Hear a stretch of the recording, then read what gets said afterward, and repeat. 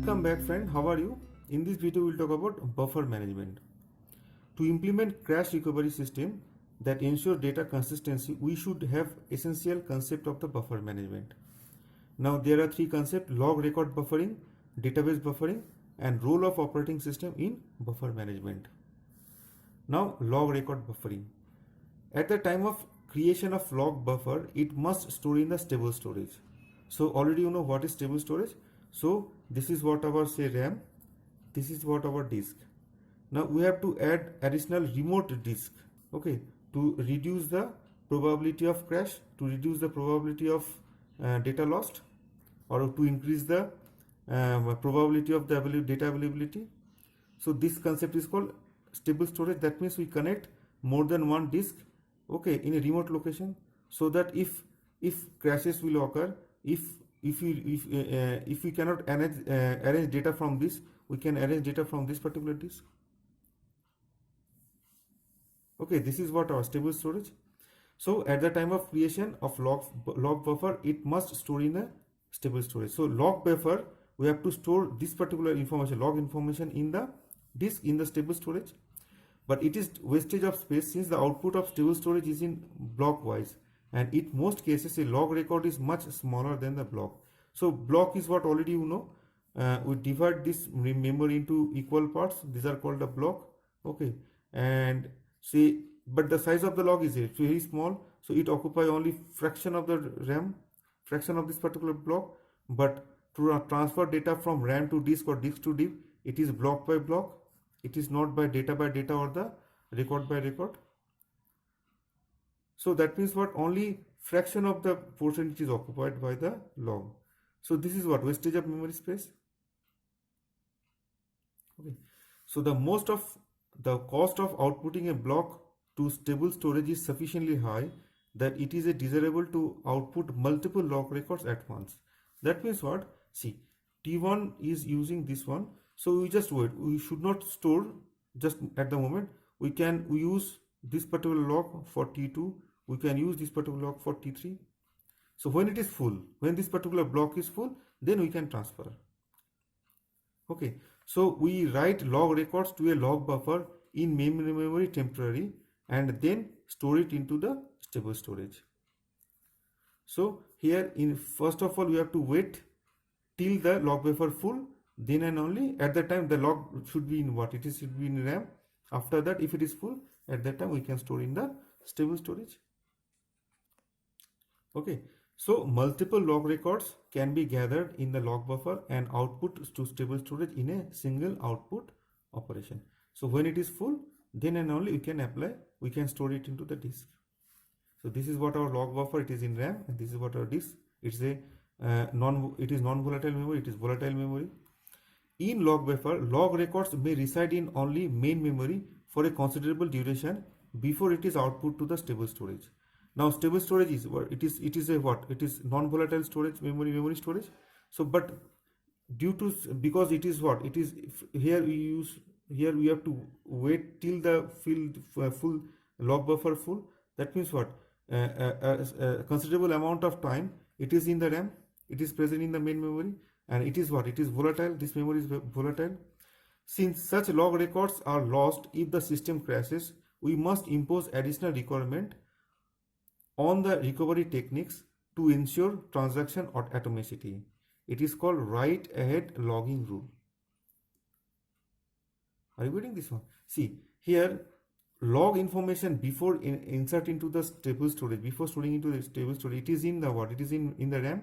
So RAM is what? It is volatile. If system crashes, that means we have to lose information. We lose information, log information. We lose the database activity. So definitely we have to impose some requirement. We have to import some rule, and that rule is called write ahead logging rule. We have to impose. Now these are the 3 points are there we have to remember.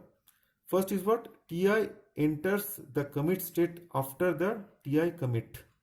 Log records has been output to stable storage. So first of all, after now see the TI, the information, the activity of TI must store in the log buffer. So TI will commit before, after that log the log record is present in the stable stage. After storing the log record in the stable stage, then and only TI can commit.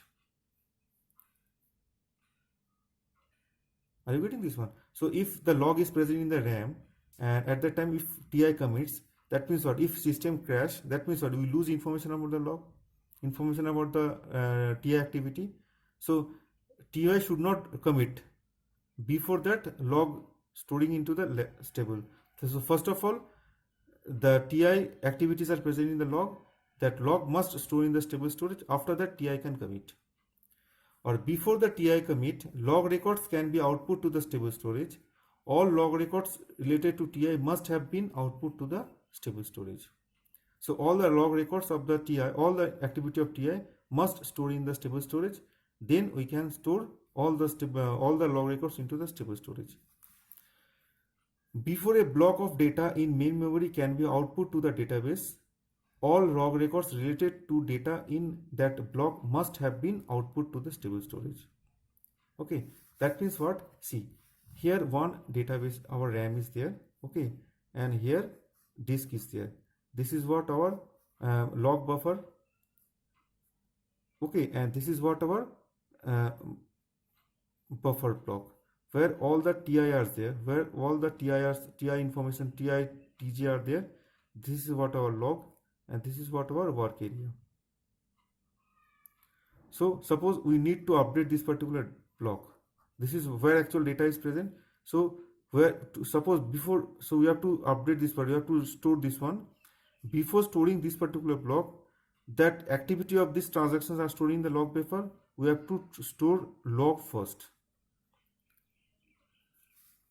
Are you getting this one? See, this is what our, say this is what our RAM. Here it can hold say 1 GB data.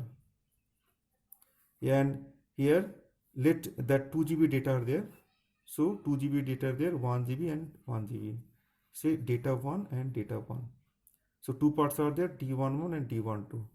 Now first of all we have to store D11, then execute it.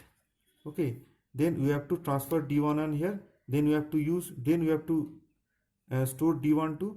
So before swap out, before transferring data from RAM to disk, now all the activities of this particular data must be stored in the log buffer. So first of all we have to store log buffer, log data into the stable storage. Then and only we can transfer this particular data from RAM to disk. Are you getting this? Now this is what we want to tell. So when the system finds it necessary to output a log records to a stable storage, it outputs an entire block of log records if there are enough log records in the main memory to fill a block. And if there are insufficient log records to fill the block, all log records in the main memory are combined into a partially full block and are output to the stable storage. So the main concern is what? Before transferring data block from RAM to hard disk, we have to transfer log first. Then we can transfer the data.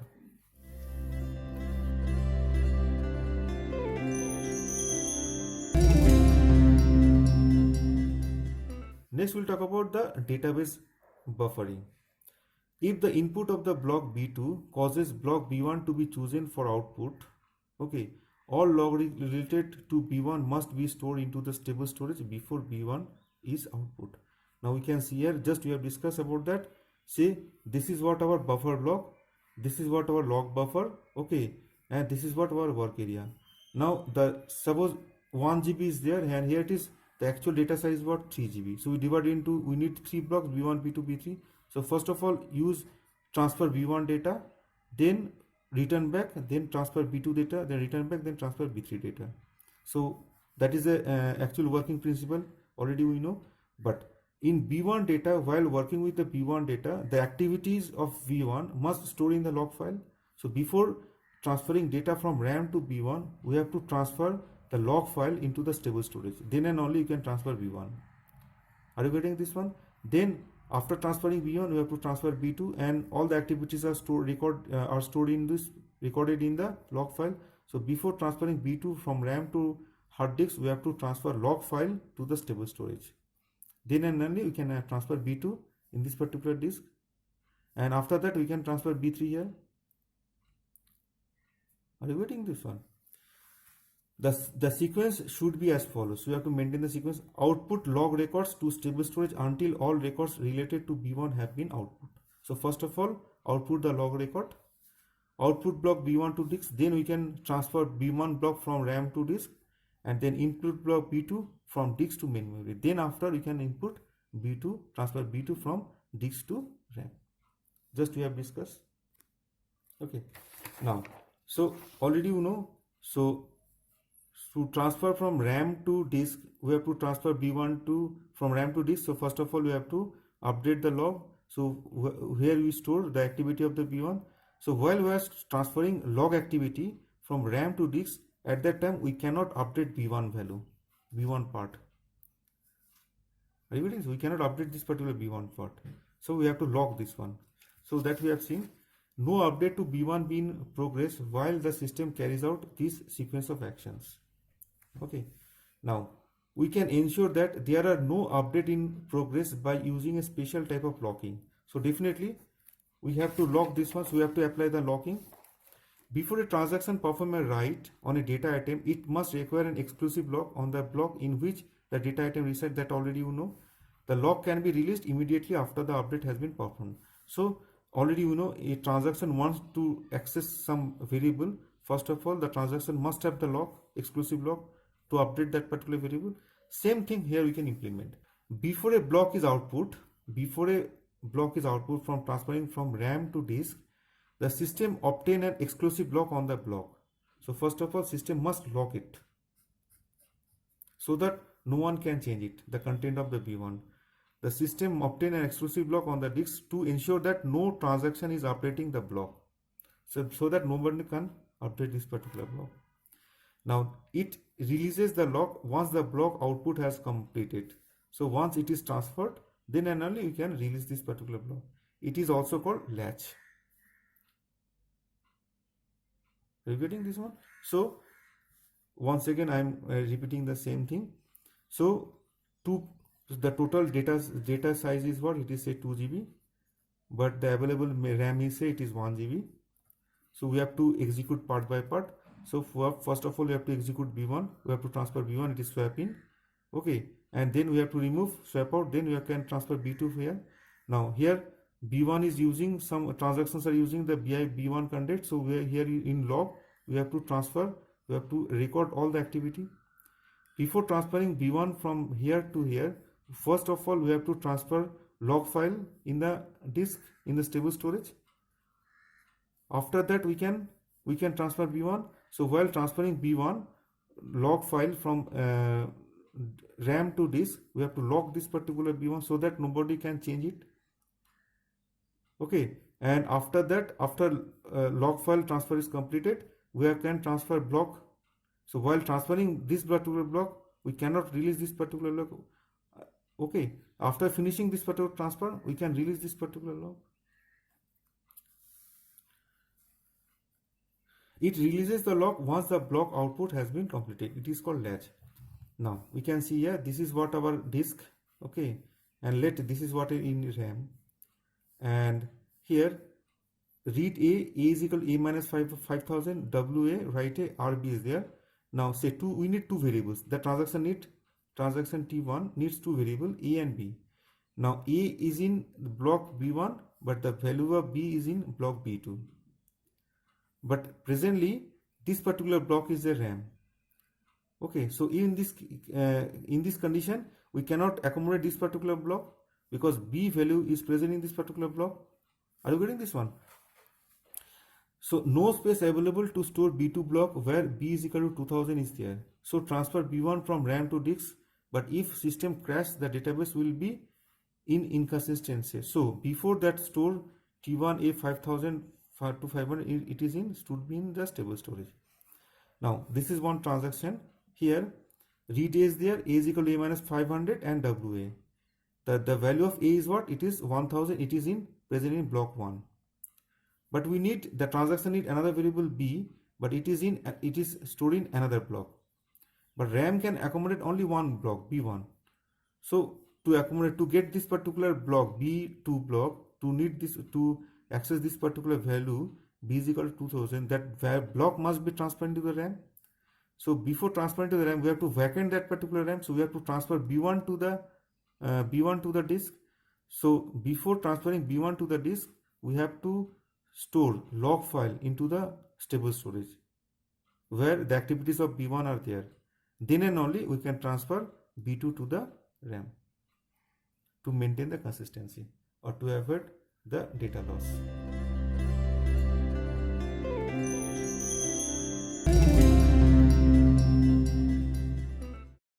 Next, the role of operating system in buffer management.